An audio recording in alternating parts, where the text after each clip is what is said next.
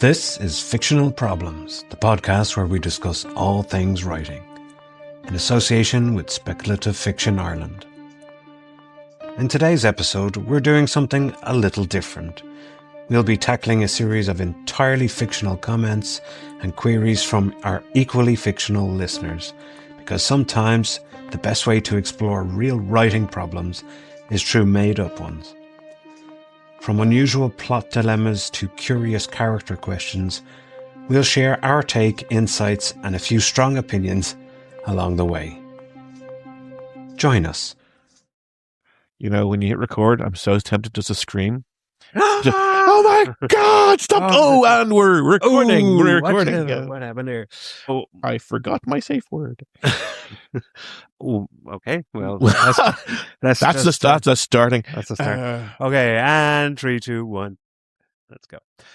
Welcome to Fictional Problems. We're back again. Myself, Gary J. Martin, and myself, A.R. McNevin. Yes, and today we are attempting a new segment of Fictional Problems called Fictional Comments. Fictional replies. We're gaming it out.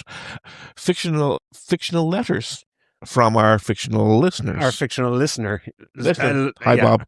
Yeah, our schizophrenic listener that has multiple personalities and has written in a number of comments and questions and just for his two favorite podcast hosts to address, perhaps. Well, 1.5 favorite podcast hosts. We don't know which is the half, but you know, yeah, it's very. We're vying for his love.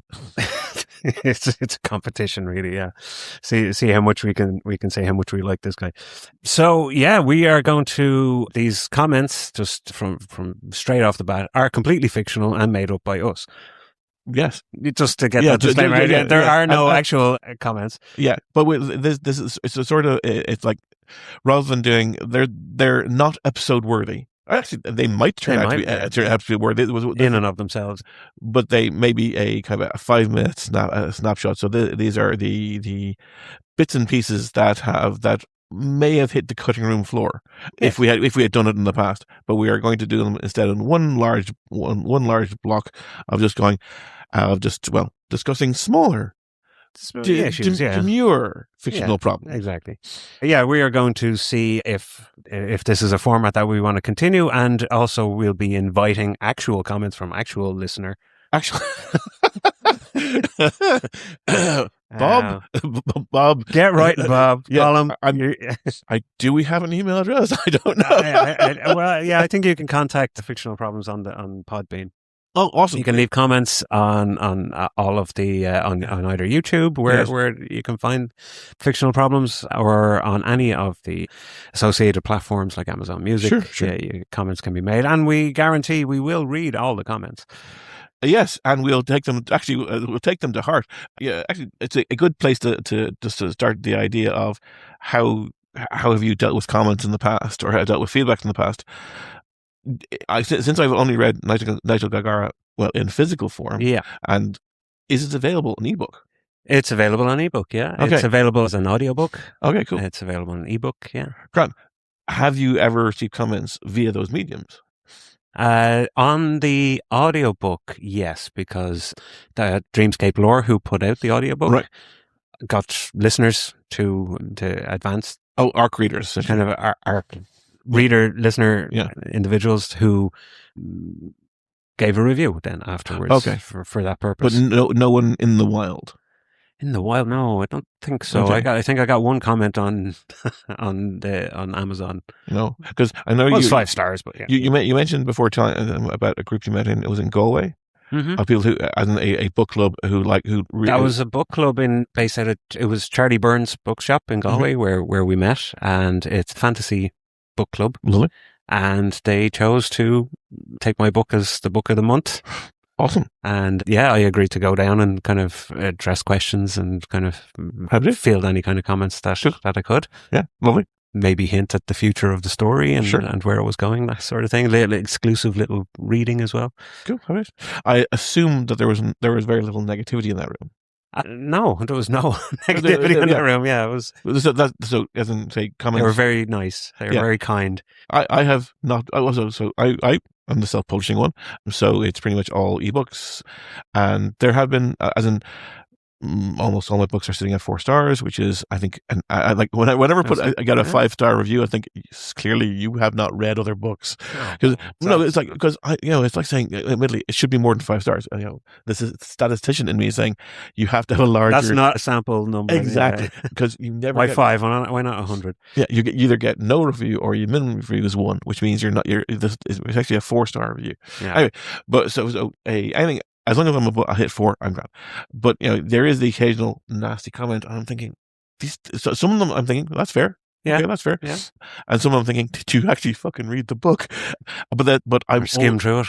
Yeah, but it's like, or did you get to the point of going, I disagree with this, or this has not been explained enough, and then we'll go off and write your comment, and that's it.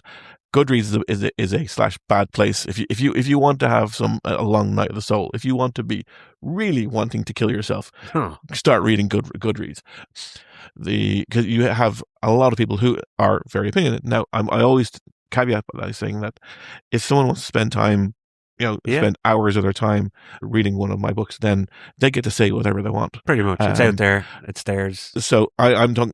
So this is saying how it affects me, and you can't not let it affect you. Yeah, that you can just go. You can go.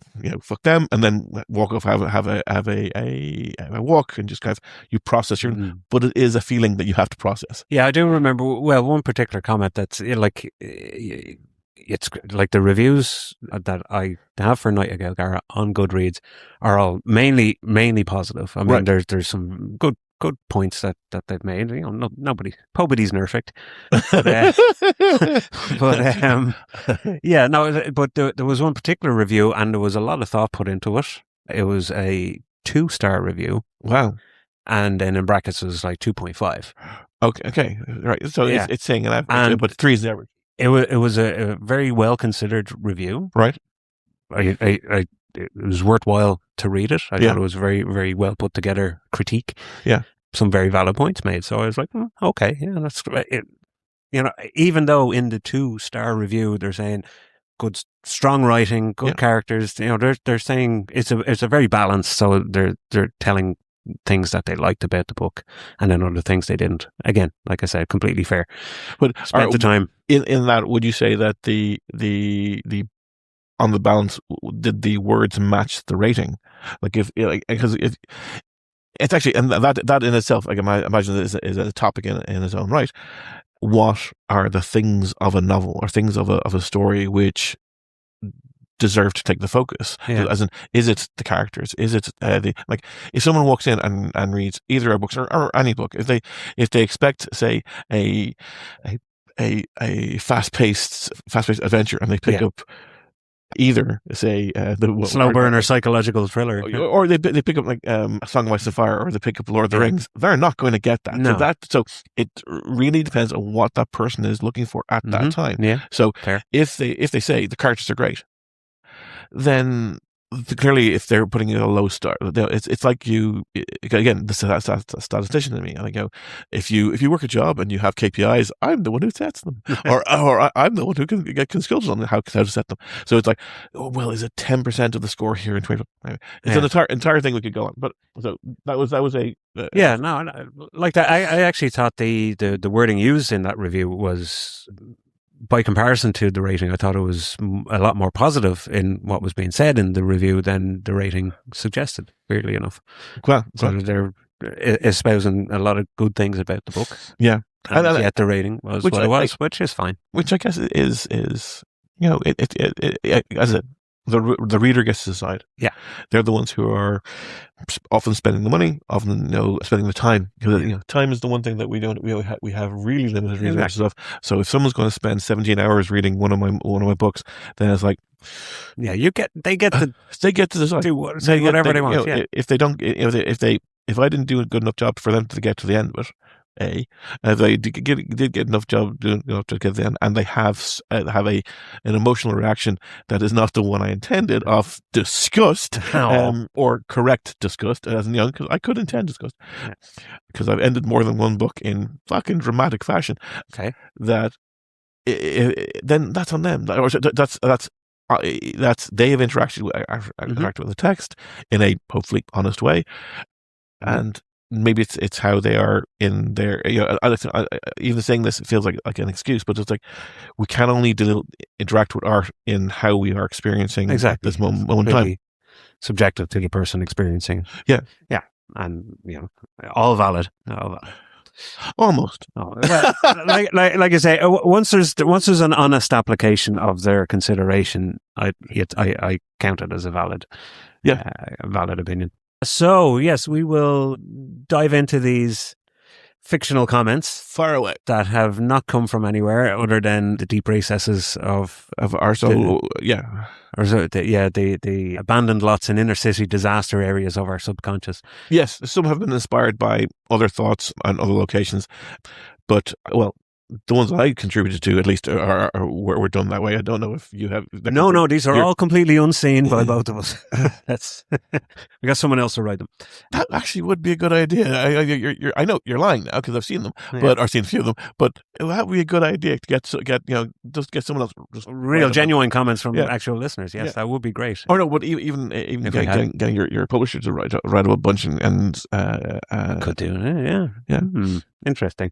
Okay, we'll dive straight in with this first fictional comment from Eliza Treadneedle. Sent in Eliza! And her comment is entitled Last Words versus Silent Endings. Awesome.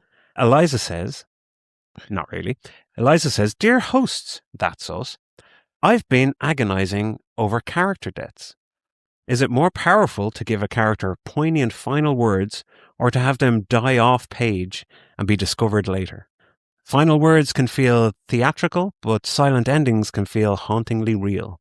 Is one approach inherently stronger, or does it depend on genre expectations, such as epic fantasy or sci-fi?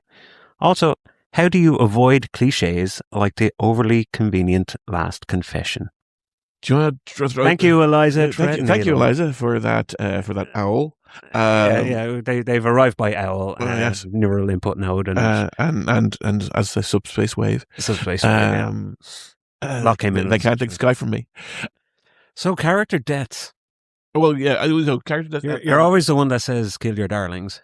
Oh yes, kill them off for as much as possible. And this is a absolutely kill your. I think this is an absolutely kill your darlings moment because for me, it's very, very incredibly dependent across genre, across story. Yeah. For me, it would narrow down to how that character has interacted up to this point. If they have been, because characters aren't always just characters, they're also, you can talk about the subject-object interaction of, if it's a character who is the quest giver, or if you want to go down the camel, the wise mentor, fuck you, all these tropes. If you want to classify down what the characters are and their function and the function of the story, absolutely, then the idea of then their death can be a function in its own right. Yeah. So the death has to serve the plot. Yes. So is it that the death is serving a function, or their last words are serving a function? Mm-hmm. Is it, as you say, a confession, or is it, say, the coughing of blood and going, the butler did it? The coughing's probably not a good sign. Yeah. No, I'm fine. I'm fine. Or is it just, where are they? They were supposed to be here half an hour ago. Yeah. Before we start our mission. Oh, but that's actually a really, really good point. That because rather than just looking at the death, you're looking at how the characters around the death are interacting with it. Like, say, people often say, it's like the last things I said to my husband before they died is, I asked them to get the laundry done, or some mundane task, a non-loving thing. But it's like, no, like, you have to consider everything else. But in that moment, for the reader as they're traveling through the story, if the person is dead and say it died at the end of one chapter, and the next chapter starts, and they're going, where the feck is she, or where the feck is he, or where are they? The reader's aware, but the characters are not, and the characters are just gooding into them, going, they're not reliable, they're really not fucking reliable. I knew it. I always knew. I know we couldn't rely on them. I mean, right? They better be sick or dead somewhere. That joke. Exactly. That the person not showing up for work, but it is case that they get to express. That person could have died with the finger on the button, saving the world, you know, Yeah. and then the reader gets to express the death of that person. No last words involved. Indeed, you actually could have had both. That character could have seen that character could have had last words going, well, and die where no one can see me, hit the button. Yeah. They could have had those last words, and the characters don't get to experience those last words. So you can have a situation where both fits in, depending on the narrative. As in the reader gets the last words, but the other characters do not. Yes. So they're missing a vital piece of information that you can convey to a reader, that a reader can have in the back of their head as the plot goes forward. And if the characters only knew what the dead person said, or what they did in their last moments, that could change things. So it opens up different different avenues of exploration. Like on the touchstone we often use is The Dark Knight. Yeah. Rachel Dawes leaves her last words. Yeah. She tells Bruce that she's going to go off with Harvey. Her last words are to Harvey. Yeah. It's like, oh, don't worry, you'll be safe. Because she knows that Batman will come for him. Yeah.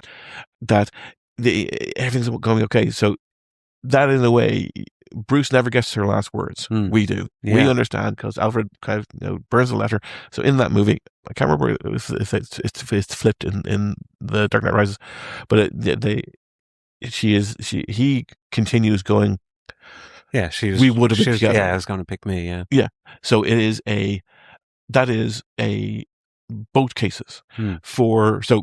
That is I don't think that can be overused as well, but I think that's a good, nice, exciting kind of way of doing things. Yeah, absolutely. The lack of last words can function as well. Like we talked before about how AI can't do silences. Yeah, that doesn't understand the silent moment.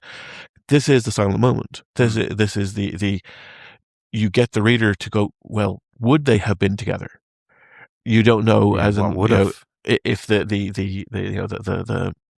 whether it be male or female, whatever the person was, they're dialing the number, but you don't know what number they're dialing. Yeah. Of the last call they'll make. Was it to love interest 1 or love interest 2? Was it to their parents? Was it to their child? You don't know, or was it simply a plot advancing a thing? They know how I feel about them. I'm going to call the president. Yeah. So the extraction of those last words. All you have is how you have depicted that character up to that point. And it is then up to the reader to decide. And just the last point there is, how do you avoid cliches like the overly convenient last confession? Have I ever used that? I don't think I have. I'm trying to think if it's something that overly, well, I can see it is a cliche. It's like you were saying, the butler. Yeah. Or Castle Arg. Yeah. or the Monty Python. So he actually carved out Arg. Just say Arg, wouldn't he? You wouldn't carve it in the wall. Well, so maybe to expand it slightly, the idea of, because that would be a character who serves that one purpose of passing information on in an artificial way. And I wouldn't like to say I've used it, because I would like to say that all the information is passed, because I'm very much big into information gets passed on in a very specific way. And indeed, one problem I have in my own writing is when I get to the point of actually delivering on answers, I feel it's very it's very much, I've now sat down with the reader and go, right. So this is how things were. Very much in like everybody understand? Okay, then we can move on. Exactly. Like it's like a flashback sequence. Remember when I said this? Yeah. Remember when I said this? Remember when I said this? See, it all makes sense. Ha ha. And it's like it's this wonderful moment of am I great? Didn't I hit it all along? You knew about it all along and you didn't figure it out. And I fucking want to avoid that as much as possible. Yes. So yeah, well, I don't think. Yeah, so I don't think I've ever used that as a trope, and now I'm going back. I'll spend the car ride back home, trying to remember. Did I ever the convenient confession? Yeah, I would say just avoid it. Like cliches happen. They do happen, but and they're cliches for a reason. Yeah. So I wouldn't, if it's actually the only thing that I'd be worried about or concerned about is the overly used. Yes. As long as it's not overly used, have it. Use them like a surgeon's scalpel, not a Kango hammer. Yeah. Actually, talking about both comments and about this, I remember one comment I got on the first of the Quantum Anti books where it said that it was cliched. Oh. And I thought, yeah, 100%, because I set out how things work, and then I spend the rest of my time. So here's how magic works. Here's all the different details, and now we're going to have fun. Yes, because there's so many things out there that you have to narrow down. You have to boil down to your soup, and then here's your soup, and then you garnish. So yeah. Well, thank you, Eliza Treadneedle, for her fictional comment. Completely fictional, Eliza Treadneedle. Yeah. I hope that addressed her completely fictional question. But we will move to another comment which kind of connects to what you have said. This is a comment from Geraldine Quill, assistant to the regional archmage. Archmage? Archmage. And the title of Geraldine Quill's comment is Magic Systems and Bureaucracy. Lovely. So Geraldine asks, why do so many fantasy worlds have intricate magic systems but no paperwork? If magic is regulated, shouldn't there be permits, audits, and compliance departments? From a storytelling perspective, does introducing mundane systems like bureaucracy ground the world or risk draining the wonder out of it? This is a wonderful comment. And thank you, Geraldine, for that. Yes. And I have to say, one I hadn't read before. So these are all unseen. This is completely blind. So yes, so. Geraldine, there you go. My first reaction to this was that this is because a lot of writers, let's say, I was about to say, don't have real lives, or there is the. I can attest to that. They have. You can only write what you know.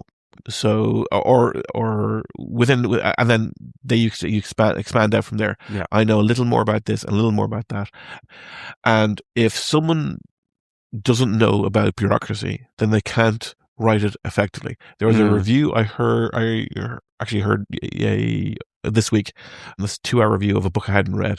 But the reviewers themselves were entertaining enough because they just ripped into it. And they were talking about how that the prose was not very good, that they had given the character an ability that essentially solved every problem at all. So it was, and in that case, that writer had not fully understood the capabilities that are presenting to their readers. In the case of this, the capabilities given to their characters. In the case of this question, they are not full. The reader who is not fully articulating their world. Is well, if bureaucracy is required, if a system is required, then yes, absolutely. Then magic again. Completely would give a grounding, like, or a believability in the mundane, because not everybody is the king of the castle. Not everybody is the greatest hero walking around. Not everybody is the archmage. Yeah. So it would make sense if you're trying to. I know from my writing anyway. Yeah. Okay, I don't have a magic system. True. In my fantasy series, which is kind of something a lot of people might say is missing. No, if it's a fantasy series, but no, it's not fantasy. I would. Yeah. I'm sorry for interrupting because I know you're, but no, don't. Because I would definitely not say that, because you have set up your world in a certain way, and introducing magic at a point would even kind of saying it's only fireball. No, it's not. So no, your world is fine. Yeah. Thanks, but it's a case of due to that I tried to go for, I won't say a hyper realistic or but definitely a grounded realism in terms of like having the combat have weight, having impacts, feel like they're impacting.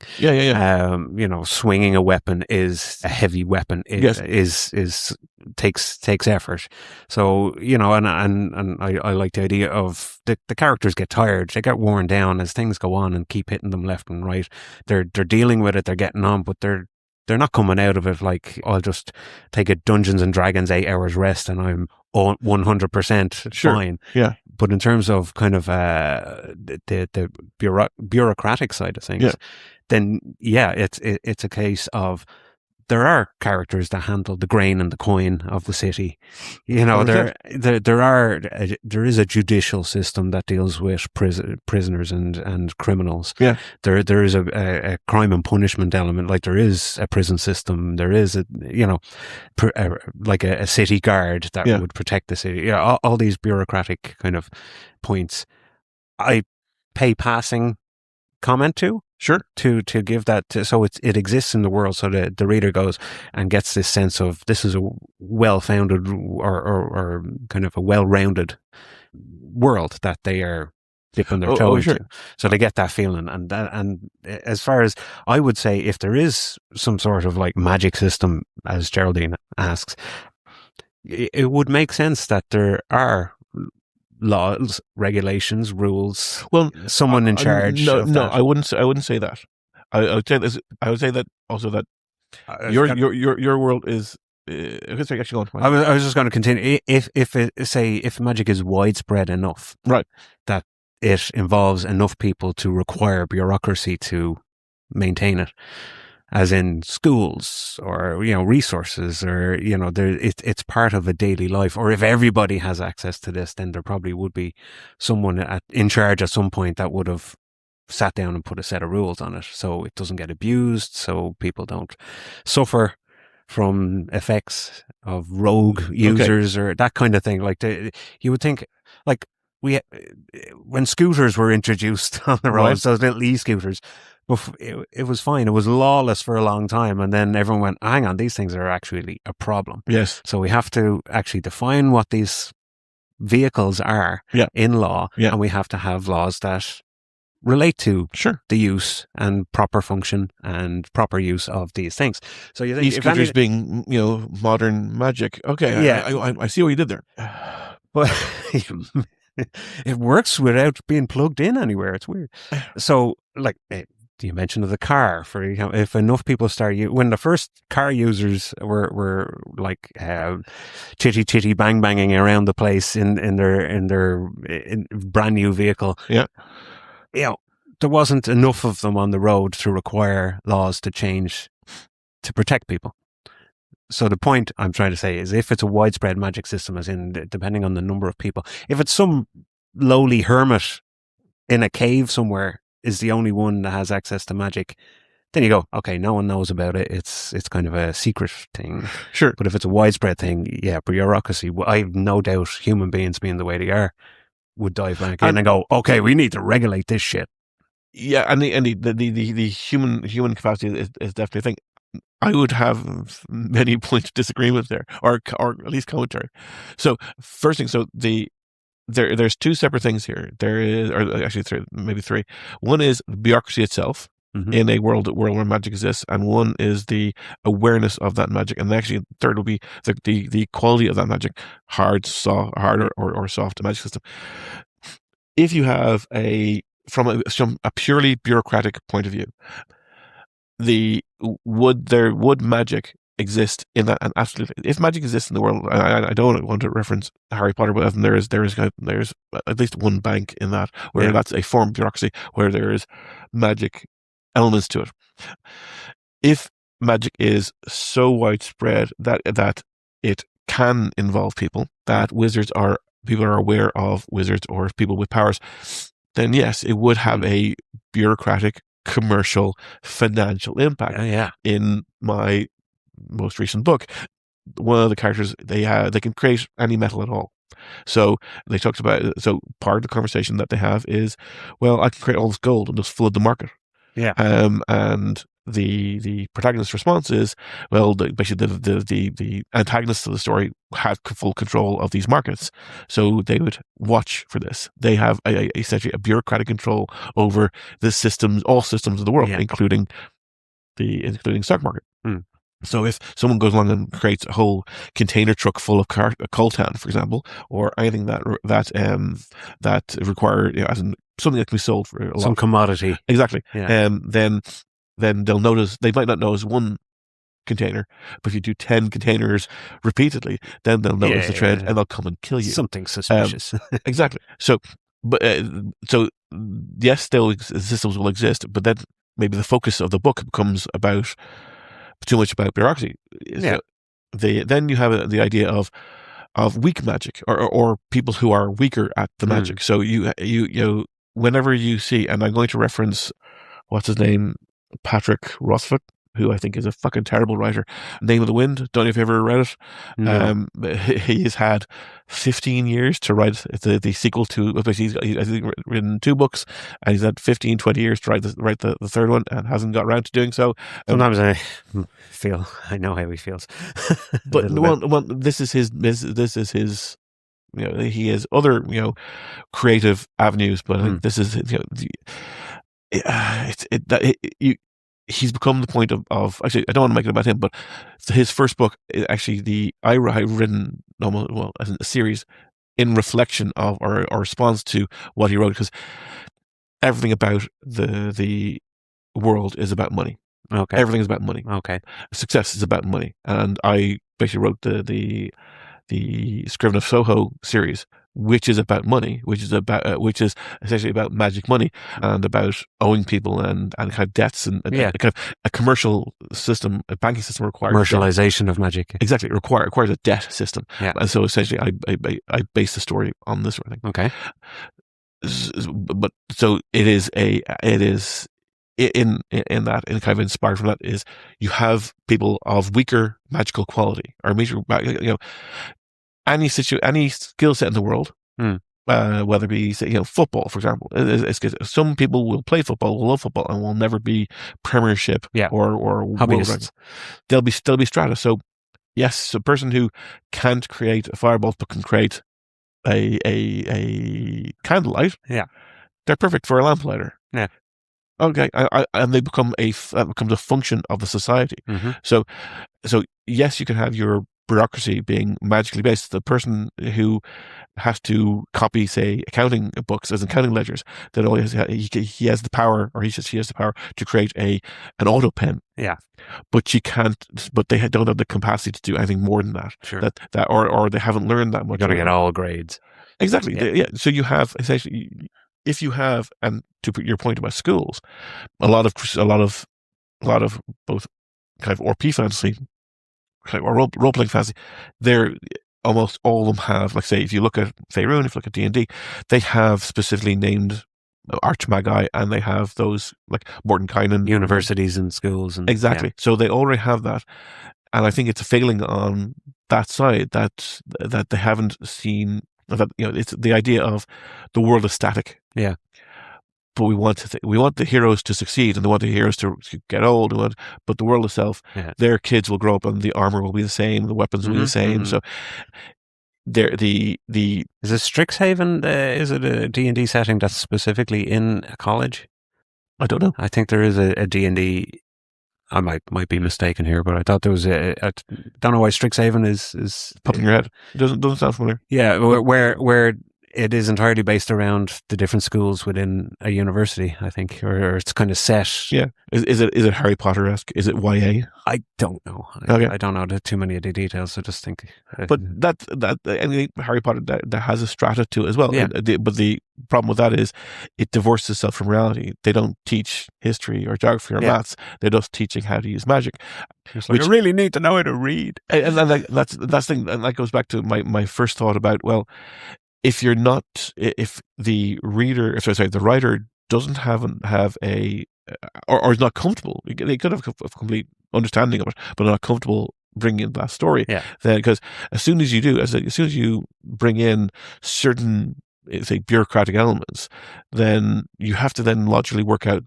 Like introducing the time turner into Harry Potter, which is time travel, and it's very dangerous to use. Yeah. And then, oh shit, two books later, she destroys everything. Yeah. She destroys them all because she realized, actually, a small time turner can do X. A big time turner can destroy my story. Yeah. And then she wrote Like a Child. Yeah. So I know in say Dungeons and Dragons, again, going back to Dragonlance, there's like, in terms of magic users in the Dragonlance setting, all magic users are supposed to be registered at least, Right. or they're associated with the Towers of High Sorcery, who are like the overseers of the magic users in the world. That's kind of a thing. You're either a white mage, black mage, or a red mage. Okay. White being good, black being the evils, and the red being neutral. Red's a neutral color. Red's a neutral color, I guess, yeah.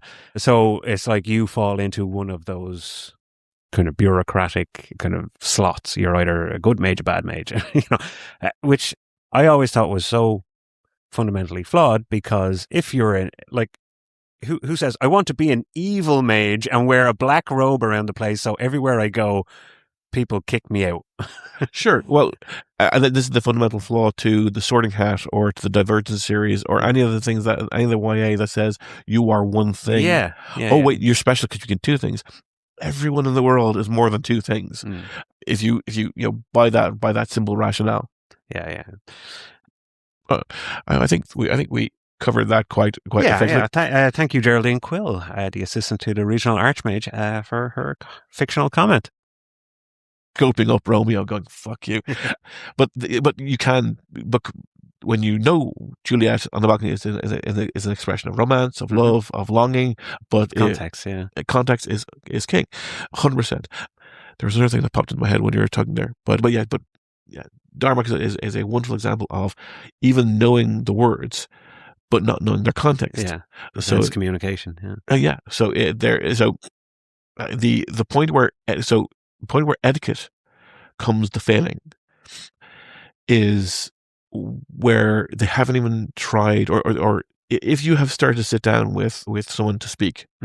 So if you get past the gunpowder open thing, if you get past the snake in the undergrowth sort of thing, when you're actually having a chat with them, then both sides would have to be of the understanding, I'm about to say both sides would have to have the understanding that yes, they're going to be culturally different, because they're already linguistically different. I just remembered a very obvious one from Dune, where the leader of the Fremen comes to meet, and spits on the floor in front of the Baron Duke Atreides.